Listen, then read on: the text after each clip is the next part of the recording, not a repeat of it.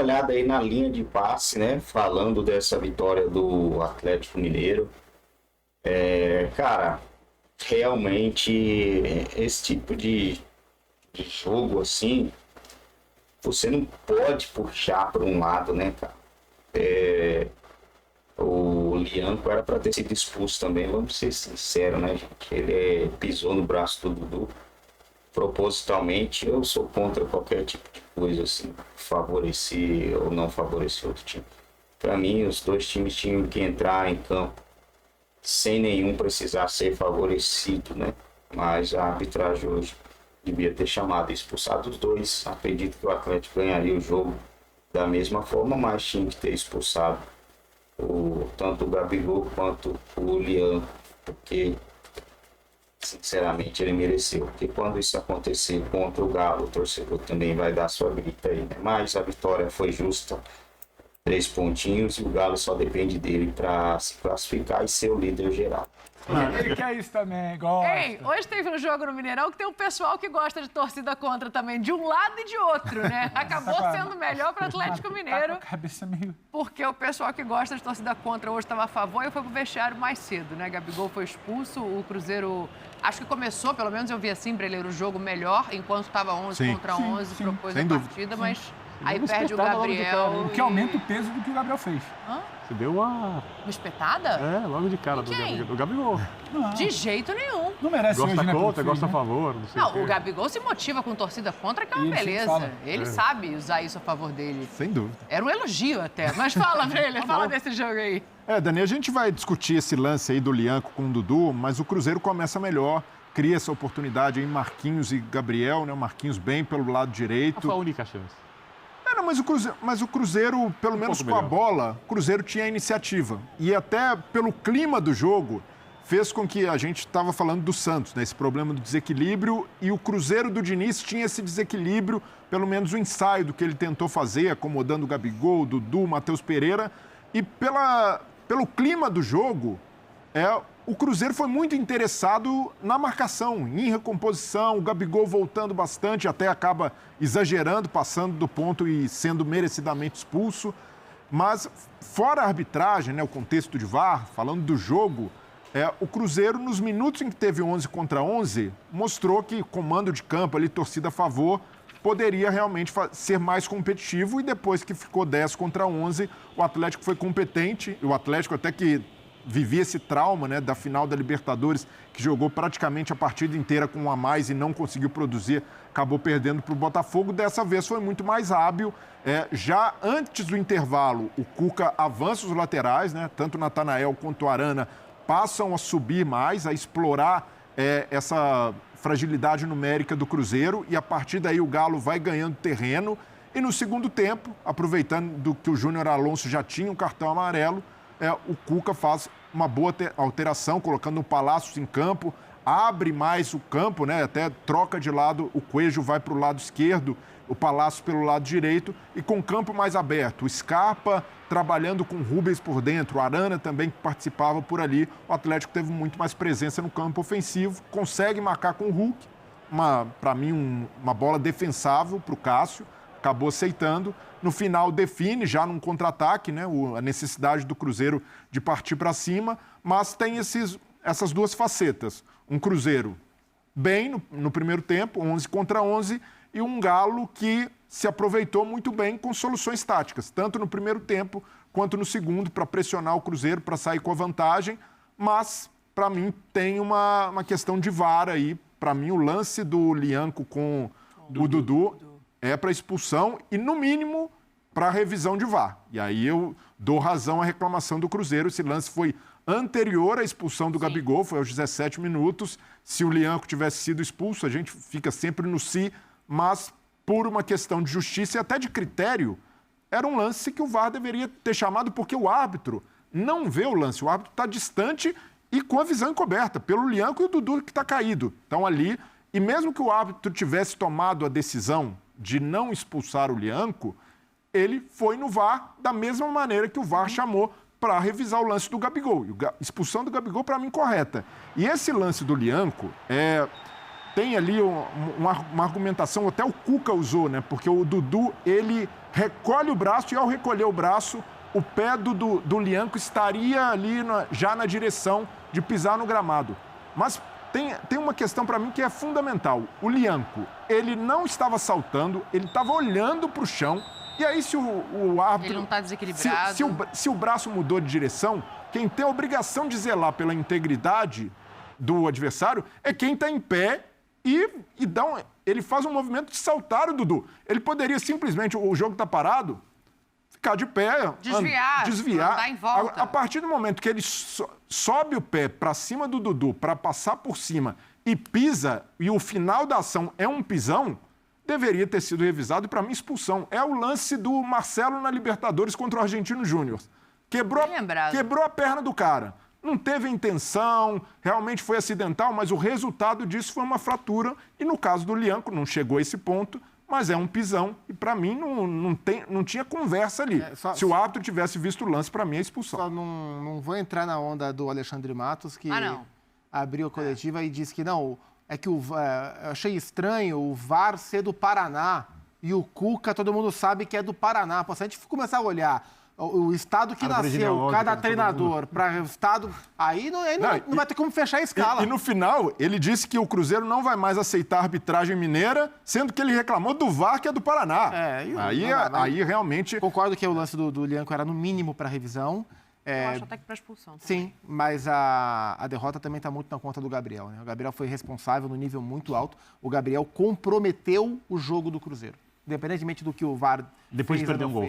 Fez ou não fez em relação ao lance do Lianco, o Gabriel, a atitude responsável do Gabriel comprometeu o jogo do Cruzeiro. E assim, o Lianco, pisão no Dudu à parte, né? O Lianco, ele é um jogador, ele é um bom zagueiro, e ele é um jogador que tem um quê de Felipe Melo dentro de campo, sabe? Ele é um cara que provoca, que vai pro choque e entra duro. E tudo que ele queria era que o Gabriel fizesse isso. Tudo que ele queria. E o Gabriel foi lá de maneira inocente de irresponsável, né? Foi lá e deu-lhe uma cotovelada e comprometeu... Talvez a diferença dele pro Felipe é que ele provoca, mas continua sereno. Uma briga depois. Mas ele é pitbull, sabe? O Lianco tem aquele pitbull em campo e eu gosto, acho isso uma virtude dele. Agora, no primeiro clássico, o Gabriel faz... Pô, o Gabriel, ele se ajuda muito pouco, cara. Então, desculpa, Birner, o Gabigol, ele admite, né? O Lianco, na verdade, admite que quando ele percebe que o Gabigol tá chegando, ele atrasa um pouco a passada porque sabia que vinha uma pegada. Então, nesse ponto, foi uma malandragem do Lianco também, mas o Gabigol deixa o braço, e aí até para justificar, né, o fato do VAR não ter chamado, nesse caso, por exemplo, se o VAR usa ali o critério de não ter chamado no pisão do Lianco, seria uma coisa absurda de falar, olha, o Lianco se abaixou. Não, quem é culpado é o Gabigol, que faz a ação correndo risco. Assim, não, são diferentes. Eu acho muito diferente. Mas justificar que o Dudu recolheu o braço e isso fez com que o Lianco pisasse, para mim não é defesa para o pisão. Primeiro, eu acho que essa é uma chegada intencional. O contato é intencional. Não sei se queria dar na cara, no pescoço do Gabigol. Se queria dar no peito, se queria dar na cara, se queria, não sei, mas é intencional. O lance do Lianco não é. Mas não tem intenção, né? Não, futebol tem. Mas na avaliação da arbitragem não pesa a intenção. Depende do lance. Não, mas eu acho que nesse caso, eu concordo com você. Por quê? Exatamente o que vocês disseram. Ele passa por cima do Dudu como uma provocação ali na disputa o tempo inteiro, do jogo mental. Sim. E o Dudu, sem que ele visse, ele não teve intenção, mexe o braço, também não foi de propósito, um movimento natural, e aí pisou. E aí, concordo, era para expulsão.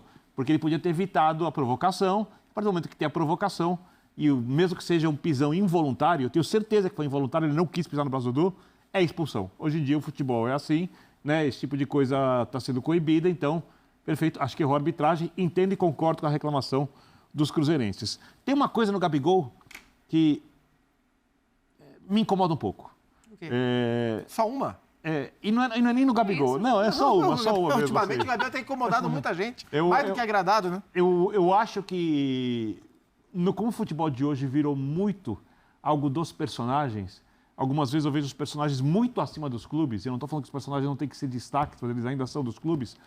A história do Gabigol no Cruzeiro é nula, né? E o Gabigol chega numa situação, mas muito confortável no Cruzeiro. Ele dá a impressão que eu tenho é que tá voltando o Nelinho para jogar no Cruzeiro. Dá a impressão que eu tenho que tá voltando o Alex. O Neymar que voltou pro Santos. O Neymar... Não é isso. Não é isso. Mas o que te leva a ter essa sensação? Do fundo do coração, assim, porque eu não tenho essa impressão. Assim, mas por parte dos cruzeirenses? Assim... Um dia eu encontrei o cruzeirense lá no bairro. Quanto que você acha que é o cruzeirense que apanhou bastante nos últimos anos e olhou sua diretoria tirando um jogador de um grande clube do futebol brasileiro? Um grande ídolo. Eu entendo você... Isso é mais do que eu tô achando que ele vai jogar. É uma coisa mais mexida. A festa e a expectativa, eu acho que são mais do que compreensíveis e positivas. Mas parece que por exemplo, a impressão que eu tenho é que ele ainda não está sendo cobrado. E eu nem espero que seja cobrado no nível melhor, porque é início de temporada, porque o time precisa entrosar, etc. Ainda está no frenesi da chegada do Gabriel para ser o mas já é momento para ser cobrado? Um pouquinho.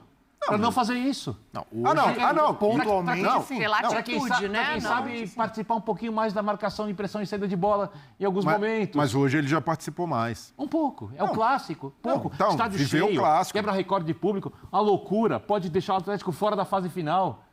Eu acho que falta mais. Eu acho que está muito personagem e pouco clube ainda. E eu acho que o personagem fica grande quando ele joga muito pro clube. Mas acho que isso tem um potencial de mudança grande. Também acho. A partir do instante em que começa a trabalhar um técnico que não tem vínculo nenhum com o futebol brasileiro. Perfeito. E que não tem vínculo nenhum com o Gabigol. Perfeito. Com o Gabriel, sim. Lá já exato. O Jardim que hoje foi pro banco de... Acho que esse é um fator que pode trazer as coisas mais para onde deveria estar. Traz pra realidade, sabe? Porque do lúdico da comemoração. Porque o ano do Cruzeiro começou com uma empolgação muito grande e é compreensível que tenha sido assim, embora a análise racional da janela mostre jogadores badaladíssimos e vencedores, mas todos num momento de baixa, mas compreende-se a empolgação pelo contexto do Cruzeiro, pelo reposicionamento de marca, tudo isso é compreensível. Mas a temporada mal começou e a gente já teve o técnico demitido depois de uma atrapalhada gigantesca de planejamento, né? Mas a gente já teve o diretor não chamou a coletiva? O Cássio questionado por falhas, batendo boca com o torcedor, né? Mudando foto de perfil para troféu que ele ganhou. O Matheus Pereira sendo hoje até um pouco vaiado por um ou outro torcedor e dando entrevista dizendo que o que ele queria era ter ido, que ele gosta de estar no Cruzeiro, mas que a intenção dele era ter ido para a Europa no fim do ano. Ele pediu para sair e a proposta não chegou. Agora o Gabriel... E o próprio Dudu, né, que indiretamente, né, tem a desavença com o Palmeiras depois da chegada dele no Cruzeiro, mas indiretamente também está no... E agora o principal reforço do primeiro clássico oficial, dá-lhe uma cotovelada e compromete claramente o desempenho da equipe. E você concorda que ele é o jogador mais personalista desses todos, sem né? dúvida, sem dúvida. Isso obriga a entregar mais em campo. É muita coisa para pouco tempo. Muita coisa para pouco tempo. Acho que o Leonardo Jardim vai ter um dos papéis do Leonardo Jardim vai ser puxar todo mundo para dentro e entender, ó, é daqui para baixo, não é daqui para cima. Aqui ele trabalha. E pode ser personalista. O Cristiano Ronaldo é personalista e, pelo amor de Deus. Não, do outro lado também tem um. Do outro lado não, desse mesmo lado. Tudo que você falou aí respinga em trabalho de montagem de clube, de elenco, de tudo. Então quem foi hoje para a coletiva também tirar o foco, desviar e falar de VAR, do Paraná, também está precisando ser mais falado. O tal badalado Alexandre Matos de 2015, 2016, ele não faz um bom trabalho há muito tempo. E segue também com uma capa de proteção exageradíssima. Hoje ele foi para lá porque senão ele tem que falar da derrota, do rival, do problema do camisa 10 dele que tá querendo ir para fora e tá dando entrevista para falar isso, sabe? De como é que foi essa montagem, do treinador novo que chegou, do treinador do Tico que saiu, que até agora não foi explicado exatamente por que esperou o tempo para não mandar em dezembro, para mandar depois de 3 jogos. Então, falar de futebol, falar de montagem, falar do trabalho em si, demanda muito, custa muito. Jogar para a galera, que o cara é de Paraná, o Cuca também, traz um capital político mais fácil de quem não está trabalhando bem. Isso eu acho que também vai ter que ser falado daqui a pouco. Mas hoje a reclamação por parte do...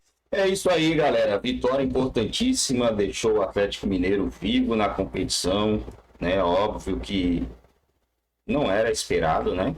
Torcedor atleticano otimista não esperava uma vitória desse tamanho para cima do Cruzeiro. Eu esperava aí sinceramente, um empate nesse jogo. Não uma derrota, né? Mas eu esperava, sim, um empate nesse jogo. E vamos dizer que o Atlético só empatasse esse jogo, ele iria a 11 pontos. E a 11 pontos ficaria atrás do Betim e do Tombense ainda dependeria de resultados para se classificar. 11. Conseguiria chegar ainda a 14, né? E aí dependeria, sim, do Betim e do Tombense para se classificar. Mas agora o Galo só depende de si para chegar à fase mata-mata do Campeonato Mineiro. Óbvio que muita coisa ainda para acontecer, né, galera? Tem um jogo ainda para ser jogado. O Atlético chegou a 3 vitórias consecutivas. O próximo jogo é o Itabirito. Vamos ver quem é o Itabirito aqui na fila do pão. O Itabirito em 7 jogos tem 8 pontos. É um time que tomou uma sonora do Cruzeiro de 4-1. Outra sonora, não, ele goleou na verdade, né? Goleou o Vila Nova. É um time que sofre poucos gols, né? Vem sofrendo muito poucos gols nas derrotas. Foram derrotas aí de 1-0. São 3 derrotas, né? 3 derrotas de 1-0. Quer dizer, 3 derrotas, 2 de 1-0 e uma de 4-1 para o Cruzeiro, né? Esses times aqui, eles não tem nem divisão, né, pessoal? Praticamente não jogam, né? Eu não sei onde que arrumam aí esses jogadores, cara. Sinceramente, ou eles devem fazer alguns torneios aí, né? Que não são computados aqui. Deve ter alguns torneios aí que não são colocados aqui, porque não é possível um time que não joga ter uns resultados desses contra os times maiores aí. Mas ele está em terceiro no grupo. Acho que o Atlético ganha.